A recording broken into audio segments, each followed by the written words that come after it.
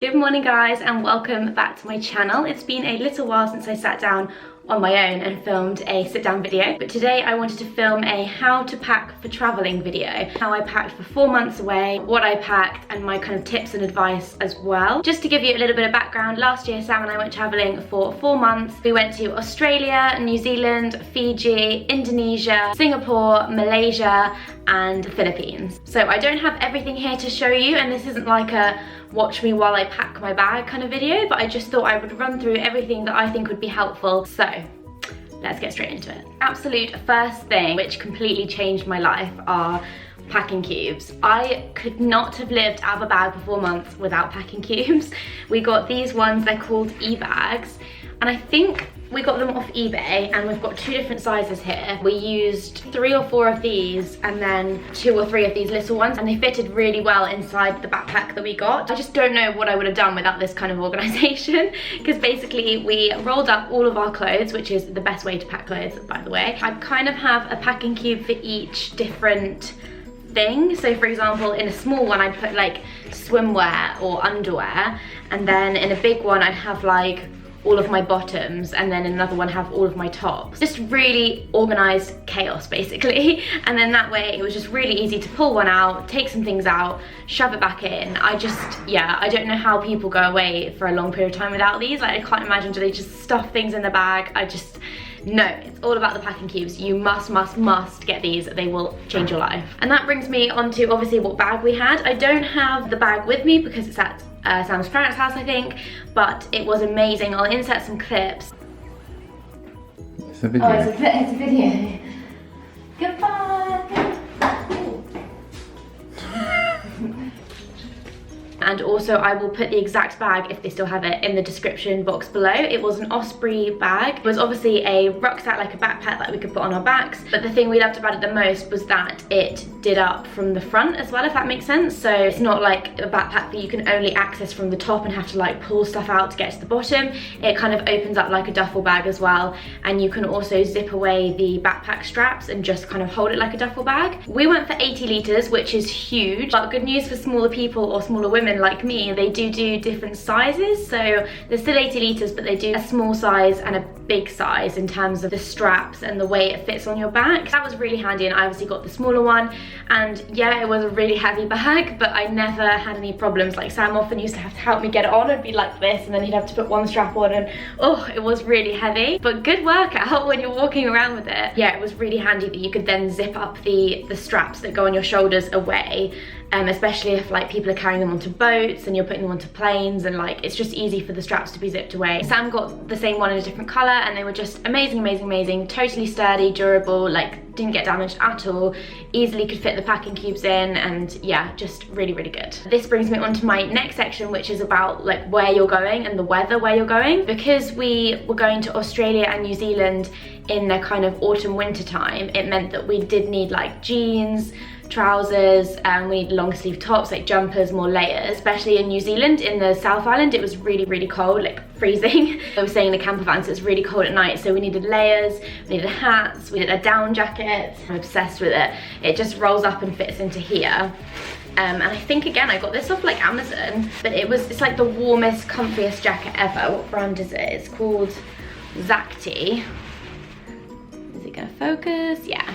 And it was just so comfy, and it went with everything, so this was a huge staple in my bag. So yeah, you don't need 80 litres for 4 months away, but we were doing trekking, we were staying in colder places, so we needed certain footwear and jackets and fleeces and things that take up more space, whereas if you're just going around Asia for 3 or 4 months, then you probably could get away with 60 litres or even 40 litres and buy a lot of stuff out there as well. Like, I bought so many different things in Asia. Like these shorts, I got these in Bali, they're so cute. You can buy so many cheap clothes there, and in somewhere like Singapore, they have loads of shopping malls, so you can kind of top up on things in like normal Western shops, if that makes sense. So they have like H&M, Zara, all that kind of stuff. So yeah, before packing, write down exactly like where you're going, obviously, and the weather where you're going. So do some research, because I mean, if you are doing like a mountain trek and it's the only one you're doing and everywhere else is going to be hot, then you might be able to like hire certain clothes. Like, we did trekking with some companies where they gave me some really sturdy walking boots, so I didn't really need to worry about packing walking boots. They give you jackets, they can give you everything, so I wouldn't worry too much. I would say say the one thing that's really good regardless of where you're going, especially even in Asia because it rains a lot, is taking like a pack of Mac or something with a little handle. So just like having an anorak is always going to be super helpful, like whatever the climate,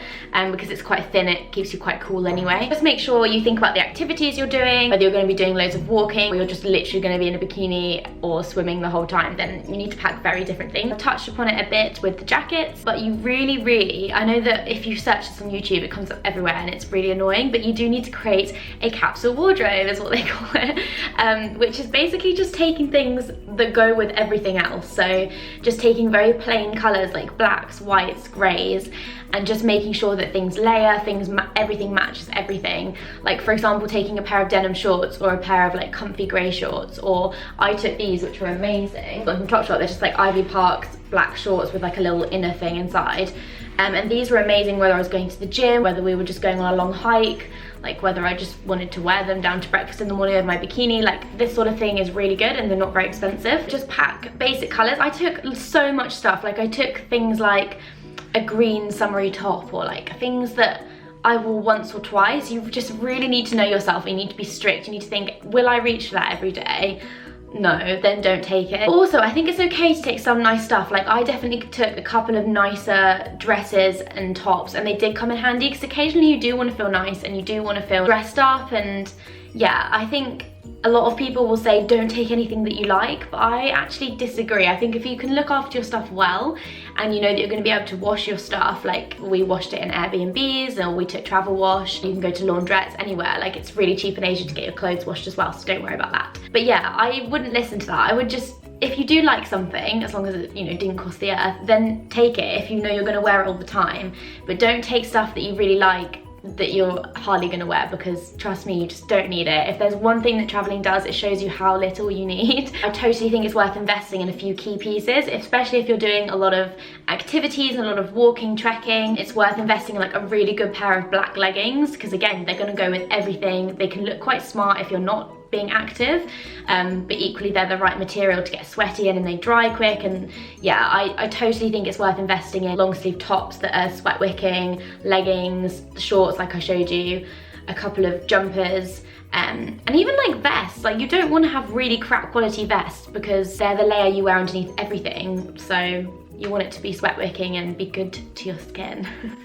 So I'm not saying spend a fortune, and of course you don't want to ruin stuff, but I actually think if you take a few really good quality things, they will last you and you won't end up chucking them away or like feeling disappointed that they ripped or whatever. So yeah, make sure you know the weather, you know that you've got swimwear, underwear, and then layers and a couple of pretty things, because who doesn't want to look pretty while they're away? Next thing I want to talk about is footwear and bags and accessories. So I think that I took away with me 2 pairs of flip-flops, a pair of sandals so that they were like nicer, smarter sandals. I had on my feet, like on the plane, a pair of Vans. And then I also took with me some Nike Frees, like for the gym and for kind of a bit of walking. And I also took a pair of Asics trainers, or Asics, however you say it, which were kind of like really good walking shoes. Having been away for 4 months, I realised now that I would be fine with 1 pair of flip-flops, because I think I even bought some out there. I think mine broke and I even bought some out there. 1 pair of flip-flops is fine. I would have totally survived without the pair of sandals, but obviously if you do have a particular pair and you're going to nicer places, you might want to take a pair. But again, buy them out there. I think I bought a pair of black sandals in Singapore because I ended up throwing my other ones away because I realised I just didn't need them, I didn't have the space. Definitely recommend wearing something like Vans or Converse. They're just the comfy shoes that you can wear every single day. Although my feet swell up quite a lot on planes and like overnight buses, so they sometimes were really hard to get back on. And then Sam was actually really smart, and he took a pair, instead of like my Asics, he took a pair of waterproof walking shoes, which were amazing. So I would actually recommend investing in something like that. They were like Gore-Tex, I want to say. I can try and link them in the bottom below, but yeah, I would have done better, I think, to have taken a pair of waterproof shoes like that. Again, completely depends where you're going, but what I would say is opt for a pair of specialized walking shoes, like the waterproof ones I was talking about, as opposed to a big chunky pair of walking boots. I think a lot of people think, oh, I must take this massive chunky pair of walking boots, I can wear them on the plane. But I mean, how much trekking are you really going to do? And some of the big treks that we did, example, Mount Cook in New Zealand, they provided the boots for me, and climbing Mount Rinjani in Indonesia, in Lombok, which was so intense. Like, I did in my Asics trainers and I was absolutely fine. There was a guy from Bali who did it in socks and sandals and he got to the top with us. So yeah, you don't need to have a really clumpy pair of boots. I think that's a bit of a misconception. But yeah, make sure you're prepared across all boards. I did struggle because like occasionally we'd go out in Australia and Sydney when we first arrived to like a nice restaurant in the evening, and it would be like, I've only got Vans or like sandals, and it wasn't really sandal weather. So that was a bit rubbish. But at the end of the day, it literally doesn't matter what you look like anyway. It's just about the experience. So don't stress too much about footwear and just don't overpack because you'll end up binning a pair of shoes. Then when it comes to bags, I obviously have my huge 80-litre rucksack with everything in, and then the other bag that I took was this one. It is a Sweaty Betty backpack. It has little bottle holders on the side. It does have like a strap that can come across your chest, like a more practical walking rucksack, which I did use when we climbed Mount Kinabalu in Malaysia. That was really handy because I had to carry my own bag. I got away with it for the other treks. Yeah, this was really, really good because it can fit quite a lot in. It's got different compartments to be organised and it's just super comfy. And if you've got the 80-litre one on your back, then it means you can be super swag and wear this one on your front. Well, I like this one because it also has like a secret compartment down the back, so I used to keep my more valuable items down there, which was great. The other thing I took, which I think I binned, which is a shame because I loved it, it was from Primark like years ago, and it was just like a blue tote bag, I guess. Really thin, really flat. It had a little zip on the front. It was like blue and brown. I'll see if I can find a clip and insert it.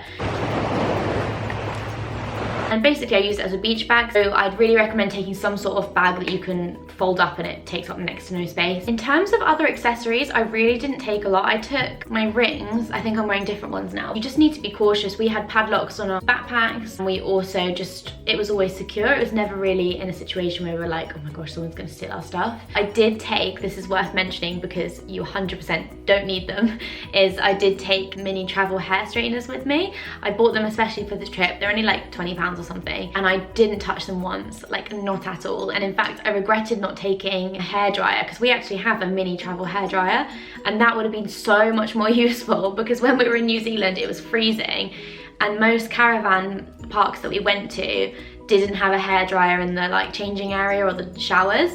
Some of them did, and it was like, yeah, wash my hair, like be warm.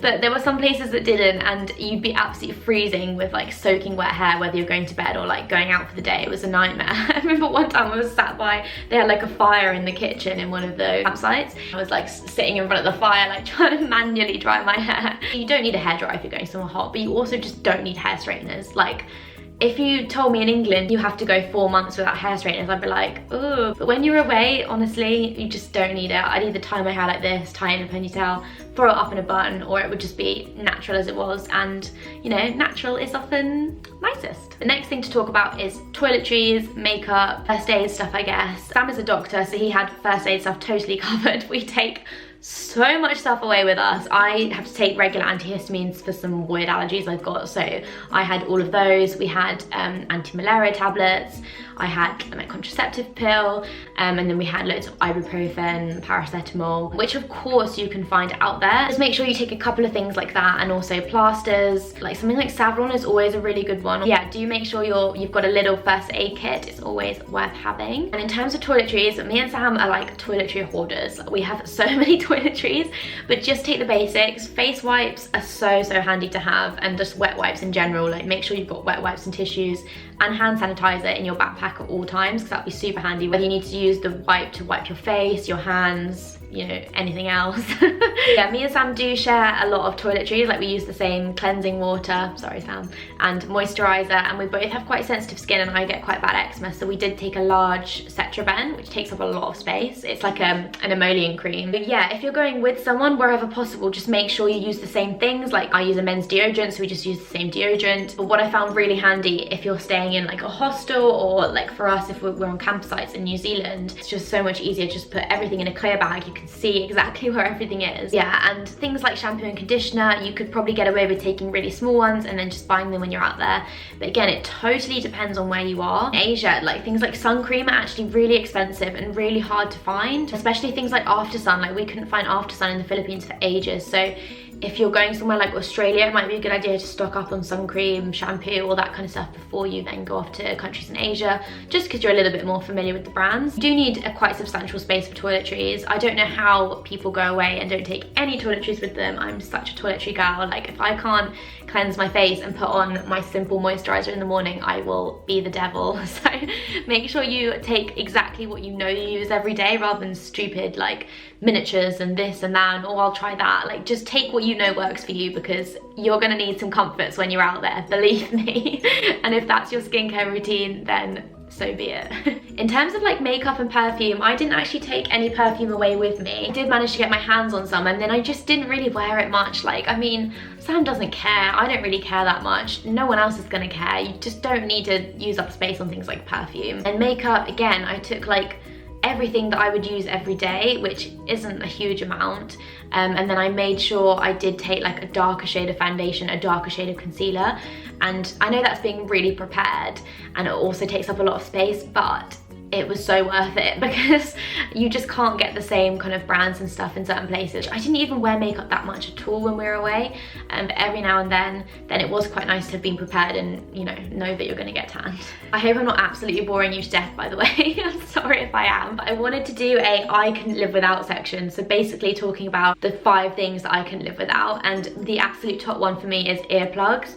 I'm really, really bad with this in England anyway. I got into this habit of wearing earplugs years ago, and I just have never really looked back. It's really hard to once you've started wearing. I did actually, strangely, not use them as much when we were away as I do now, which sounds really stupid. My sleep was so much better when we were away, I think because I was getting more fresh air, I was completely relaxed, I wasn't stressed about anything. Yeah, earplugs are a big one for me. We did overnight buses, we stayed in accommodation in like the Gili Islands, which had thin walls, so you can hear a lot of whether it's birds, insects, other people talking. It is really handy to have earplugs. I get the silicone ones from Boots. They just have a Boots own one. They're about £4 or £5. You get 3 pairs. Yeah, they're really good. You can reuse them quite a few times. Just always make sure you put them back in the case so they don't gather dirty bacteria and stuff. The second thing I wouldn't have been able to live without was a power bank. Now, we took a small one which has enough for like 1 or 2 charges, and we also took a couple of big ones which were heavy and took up space, but they could charge your phone so many times. Like, I can't remember the exact number, but they were so powerful, and they're so good for when you're on the go, when you're traveling, when you actually don't have electricity. Like, we went to Apo Island in the Philippines where there wasn't electricity at certain times of the day. That was really handy. I know it's a bit first world, but I definitely wouldn't have been able to live without that, and you really should be prepared with that, because I know it's nice to switch off from your phone and be away, but you never know when you might need to contact someone, where it's an emergency, or like contact a taxi, anything. So always make sure you have like your cable and a portable charger with you so you can charge your phone. The other thing that I couldn't live without was spare camera batteries for this lovely camera. Obviously, I vlogged our traveling and I bought this lovely Canon M10 camera, and we took a couple of spare batteries with us as well. So obviously we'd fully charge them all, and then if we were going on a trek or somewhere where we then can use the camera charger, it was so handy to have spare batteries. And honestly, if you're filming and taking pictures, the battery runs so quick. So if you're planning on doing that, then definitely buy some spare batteries as well. The last bit of technology talk, I promise, but I also wouldn't have been able to live without my MacBook. This isn't just because I'm obsessed with the internet or anything, because I didn't even go on it that much. It's because I vlogged the journey and I wanted to edit it along the way, so I would not have been able to do this without this MacBook. I bought this specifically for the trip, which sounds crazy, but my laptop was dying, I needed a new one. Sam and I talked about it, and I thought, okay, when we get back from traveling, I'll buy a MacBook and then I can make vlogs and use the footage from traveling. And then I was like, hang on, we're going to be away for 4 months. The traveling videos just are not going to be relevant by the time we're going to get home, and I'm going to be sitting there for months trying to edit all the footage. So I thought I could just get a MacBook. Is this a mini? No, it's just like a MacBook notebook, or just the MacBook. It's not a Pro or anything, because it's a really good size, it's really light. I can take this with me and edit on the go, and I'm so glad that I did. I obviously got it insured. People thought I was crazy because they were like, why would you take a brand new MacBook with you away? It's gonna get stolen, it's gonna get lost. But again, if you know you can look after things, like, don't be afraid to take them if you know you're gonna use them. Like, I use this all the time. I could just upload the footage straight away, and then for my peace of mind, it was amazing, because it was like, yes, it's on the memory card, but it is also somewhere else as well, so if we lose it, it's not a total disaster. And then I could, whenever I had a spare moment, I could edit. So yeah, again, if you're planning on doing that, going away for a long time, then you might want to take a MacBook. Okay, so I said that was the last piece of technology I was going to talk about, but I was going to briefly mention my Kindle, which I couldn't have lived without. All those kind of beach days and relaxing and traveling, it was so nice to be able to read. I have a really old one, like, oh, it's also out of power, that's not backlit, so that sucked, but they're not too expensive now, so I would definitely get yourself one of the kind of newest editions, and then you can read all your favorite books. Okay, then 2 other things that I couldn't live without that again are kind of sleep related, and the first one is the J pillow, which I think I got off Amazon, and it was just the best thing. Unfortunately, it is big. I mean, this is as small as it goes. It's squishy though. I did often tie it to the outside of my bag or in my rucksack. Actually, it did fit right at the bottom. It just came in so handy. So you just take it out of the bag and it looks like this. Bit strange. Hello. You can wear it loads of different ways, but you can kind of hook it around your neck and then it sits around your head like this. And then when you're leaning against a chair, like on a plane or a bus, or actually lying down, it can be really handy. So for example, we had like 6 hours to kill in Beijing airport, and there's just like hard benches, so I could use this to lie down, get a little bit of sleep when you're on long bus journeys, when you're on planes, even if you're somewhere like in the Philippines, the pillows were just awful. Cotton wool balls in some places. It's really handy to just use as a pillow. And I actually also used it to hug, which sounds ridiculous, but every night I do sleep with a teddy. So if you're that sort of person, then you definitely need to get a J pillow. It was really, really good. And the final thing I couldn't live without is a eye mask, a sleep mask. Sam ordered these, I think probably from Amazon again, or on eBay. It just says bedtime bliss, so I guess if you just search bedtime bliss eye masks. This one is completely falling apart because I use it at home as well. We've got really awful blinds in here, so it's really light. But it's really good because this one just like molds to your face. Some of the cheap ones aren't very good. This one is amazing, so definitely grab yourself one of these. Something that I did want to reiterate, which I have mentioned a couple of times, is honestly don't be afraid to take things that are valuable or are new. If you can take care of things and if they're insured and if you know you're going to use it all the time, then don't let the fact that it's expensive be a reason not to take it. Otherwise, I wouldn't have taken a new camera, I wouldn't have taken a MacBook. But my experiences would have been so different without those things. If I didn't take the pictures I took or take the videos that I took and were able to edit them along the way, it just wouldn't have been the trip that I wanted it to be. So make sure you know what you want to get out of your 4 months away and make sure you pack accordingly to that. So, you know, don't buy a new camera and take it if you don't want to, but equally don't let the fact that a new camera is expensive mean that you don't want to take it because people say, don't take anything you care about. Whew, I hope that makes sense. Just don't be afraid to take nicer things if you're going to use them. Just don't take things you're not going to use.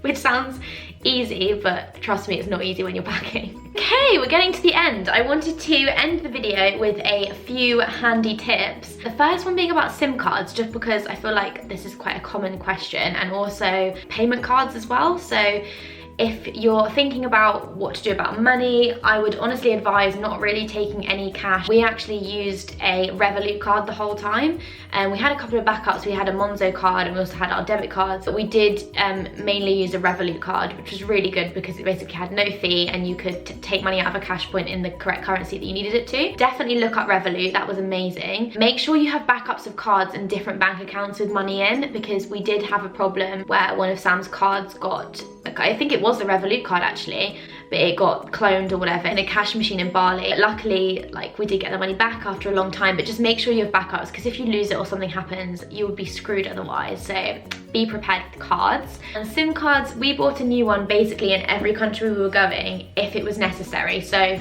for example, in Singapore, we were only there for a few days and there's really good Wi-Fi there. So didn't really need to have the whole like Signal 3G thing, could just use Wi-Fi. It's totally different if you're like, we were in Indonesia for like over a month, so we bought a SIM card. You can always buy them at the airports, there's some really good deals. Same with Australia and New Zealand, obviously it's more expensive. And we also did the same in the Philippines. Just make sure that your SIM card is unlocked. I'm with O2 and I know that I could just do mine for free and it was fine, and then you can just swap out SIM cards, so just kind of look into that before you go. And my other 2 bits of advice are really random, but the first one is microfiber towels will change your life as well. You probably all already have one of these. I think I got it from Decathlon years ago, but they are just the best thing. This is the only towel that we took, and obviously as much as it would be nice to have a fluffy bath towel, a lot of hotels and Airbnbs do provide that, but this was like our general shower towel that we used for, like camping in New Zealand and like when there wasn't a shower towel, and it also doubled up as just using as like a beach mat thing, sunbathing towel, you know what I mean, beach towel. Takes up next to no space. Again, you can roll it up and put it in a packing cube, or you just fold it flat on top. It fits quite well as well. So I'd really recommend getting that. We also, I don't know if, yeah, we did take a hand towel version as well, which was quite handy, especially when I want to put my hair in a turban. So definitely get on the microfiber towels. They're just really quick drying, they're really soft, and yeah, you don't have to wait for them to dry and pack them wet, which is amazing. My last handy tip is carrier bags. Take carrier bags. Sorry, that's probably really noisy. They're just so handy to have if you've got dirty clothes from a trek, if you've got wet swimwear, if you've got dirty walking boots is a good one, or dirty trainers. It's also good to put like clothes that need washing basically, so you can just wear them, put them in, and then almost create your own packing cube of dirty washing, but keep it in a plastic bag so that everything's a bit more sanitary. And I know that seems really obvious, but honestly they were so handy. Never underestimate the power of a good plastic bag, so make sure you pack at least 5. And I think that's everything that I wanted to talk about. I mean, of course, there is a lot more to talk about, and I didn't go through exactly everything that I took, mostly because it would be really embarrassing for you to know the amount of bikinis that I took with me, which was probably about 12. But I hope that that has been helpful and it has given you some ideas, maybe even just a place to start, what bag to look for, where to get your packing cubes from. I definitely found it helpful to make loads of lists, and I kind of lay it all out, start packing. You need to do a mock pack, definitely. And then from there, narrow it down even more, just keep narrowing it down. Like, do I really need 2 pairs of denim shorts? Probably not, so pick the one that you're gonna wear the most. Simple things like that, but it does take time, so allow time to do it. Just make sure you've kind of practiced packing. I know making it sound like a really serious topic, but this is going to be your life for 4 months, and if you go into your bag and you don't have something that you wish you'd taken and you can't replace, or you've got too much stuff but you don't want to throw it away, it's just a nightmare. So just make sure you pack smart. And yeah, it will be tough living out of a bag for 4 months or 2 months, 6 months, however long you're going. I can't imagine doing any more than about 6 months, but it will be the best experience of your life, and it'll be made even better if you're organized and feel in control of what's in your bag.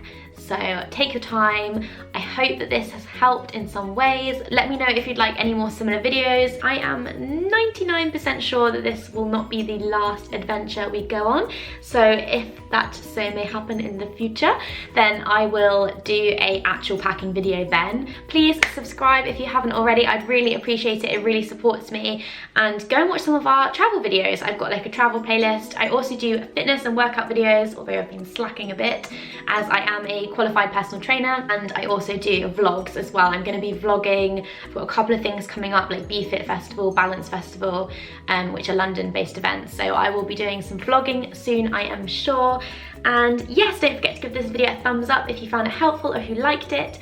And I hope you have the most amazing time if you're going traveling this year. I am so jealous. I'd love to hear what you're doing in the comments below, or drop me an Instagram message and I will try and help. But yes, thank you so much for watching, and I will see you in the next one. Basically, oh god.